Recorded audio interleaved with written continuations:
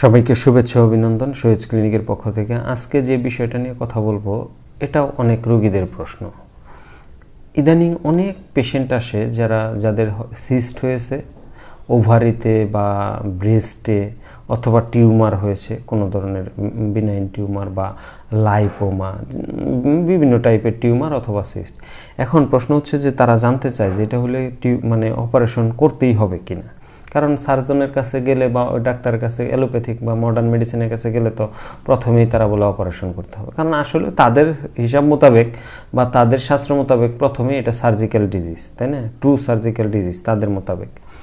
কিন্তু হোমিওপ্যাথির মোতাবেক কিন্তু অনেক ক্ষেত্রে এই সিস্ট এবং টিউমার ট্রু সার্জিক্যাল ডিজিজ না।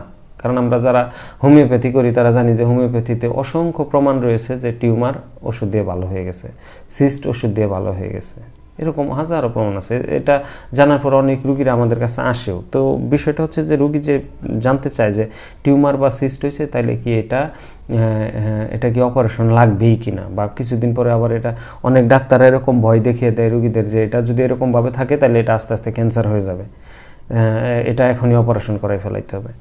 দেখেন, প্রথমে যেটা বলবো সেটা হচ্ছে সিস্ট আর টিউমারের মধ্যে ডিফারেন্স আছে অনেক। সিস্ট এক ধরনের গ্রোথ, আবার টিউমার আরেক ধরনের গ্রোথ। টিউমারের মধ্যে আবার প্রকার আছে, বিনাইন এবং কি ম্যালিগন্যান্ট, মানে একটা হচ্ছে ক্যান্সারাস আর একটা নন ক্যান্সারাস। অ্যান্ড ক্যান্সারাসগুলো শুরু থেকেই ক্যান্সারাস, আবার নন ক্যান্সারাসগুলো পরবর্তীতে বিভিন্ন কারণবশত ক্যান্সারাসের দিকে যাইতে পারে। কিন্তু অ্যাজ এ হোমিওপ্যাথিক ডাক্তার হিসাবে যেটা সঠিক তথ্য সেটা হচ্ছে যে যদি কোনো টিউমারের আকার আকৃতি বা সিচুয়েশন যদি কনজারভেটিভ ওয়েতে, মানে ঔষধের মাধ্যমে চিকিৎসা করে যদি সেটাকে কন্ট্রোলের ভিতরে রাখা যায়, যদি সেটাকে সারানো যায় বা কন্ট্রোলের ভিতরে রাখা যায়, তাহলে অপারেশনের দিকে না যাওয়াটাই উত্তম।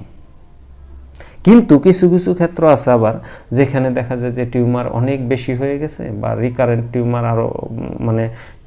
টিউমার হচ্ছে, বা টিউমারের সাইজটা অনেক বড় হয়ে গেছে, সিস্টের সাইজ অনেক বড় হয়ে গেছে, যেটা কনজারভেটিভ ওয়েতে বা কনজারভেটিভ ট্রিটমেন্টে সেটা সারছে না। তখন ওই ক্ষেত্রে আসলে সার্জারি অনেক ক্ষেত্রে সার্জারি অনেক ক্ষেত্রে অপরিহার্য হয়ে দাঁড়ায়।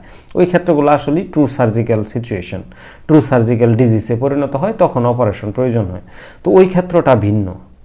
তো এখানে যেটা বলেছেন যে আমাকে যে অনেক রুগীরাই যে প্রশ্ন করে থাকেন যে সিস্ট হয়েছে, ছোটো কয়েকটা সিস্ট কেবল শুরু হয়েছে, বা চকলেট সিস্ট হয়েছে ইউটেরাসে বা ওভারিতে, বা বিনাইন টিউমার হয়েছে কিছু, তাহলে এটা কি শুরুতেই অপারেশন করবো কিনা? আমি বলবো যে না, দেখেন, আপনি সঠিক একজন হোমিওপ্যাথিক ডাক্তারের কাছে যান, যাই কথা বলেন, যিনি সঠিক চিকিৎসা দেন, তার সাথে কথা বলে যদি এটা কনজারভেটিভ ওয়েতে যদি চিকিৎসার মাধ্যমে সেটাকে রিমুভ করা যায়, অথবা এমন আছে যে দেখা যায় যে কনজারভেটিভ ওয়েতে সম্পূর্ণ সারা, অথবা একটা যে অবস্থায় আছে সেই অবস্থা নিয়েও যদি কোনো ধরনের কোনো সমস্যা না থাকে, তাহলে সেটা অপারেশনে না যাওয়াটাই উত্তম। আবার অনেক ক্ষেত্রে দেখা যায় যে অনেক বড় হয়ে যাচ্ছে বা গ্রাজুয়ালি বাড়ছে, ওষুধে কন্ট্রোল হচ্ছে না, সেই ক্ষেত্রটাতে বলবো যে ডাক্তারের সাথে পরামর্শ করে অপারেশন করার প্রয়োজন আছে, সার্জারির প্রয়োজন আছে। সার্জারি করে দেন আবার যেন এই টিউমারটা ফিরে না আসে, এই সিস্টটা ফিরে না আসে। কারণ এই টিউমার সিস্ট এটা তো হচ্ছে, এটা অনেক ক্ষেত্রে দেখবেন যে অপারেশন করার পর আবার হচ্ছে। এটা কেন হচ্ছে?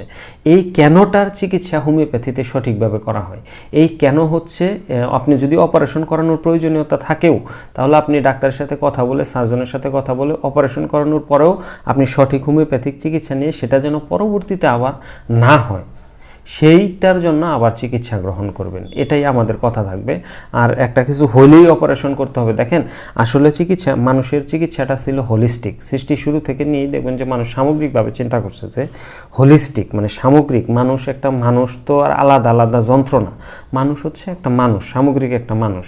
এই সামগ্রিক চিকিৎসা পদ্ধতি ছিল। হোমিওপ্যাথি কিন্তু একটা হোলিস্টিক বা সামগ্রিক চিকিৎসা পদ্ধতি। অ্যান্ড মডার্ন মেডিসিন এসে কী করছে, এটারে ভাগ ভাগ করে ফেলাইছে।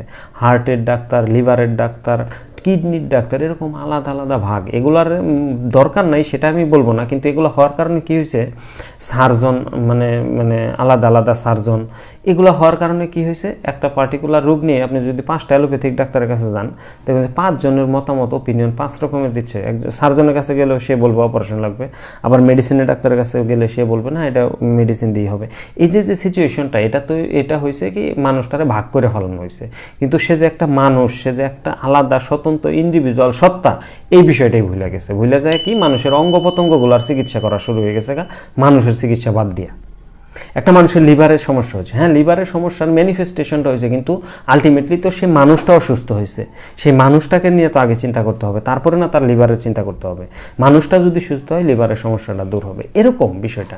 যে হ্যাঁ টিউমার হয়েছে, সিস্ট হয়েছে, এগুলো নিয়ে এত বেশি ভাবা চিন্তা না করে ডাক্তারের পরামর্শ নিয়ে যদি অপারেশনের সিচুয়েশনে যায়, যদি ট্রু সার্জিক্যাল ডিজিজে পরিণত হয়ে থাকে, তাহলে সেটা অপারেশন করান, কিন্তু পরবর্তীতে যেন এটা আবার ফিরে না আসে সেই বিষয়টা মাথায় রেখেও চিকিৎসা করাইতে হবে।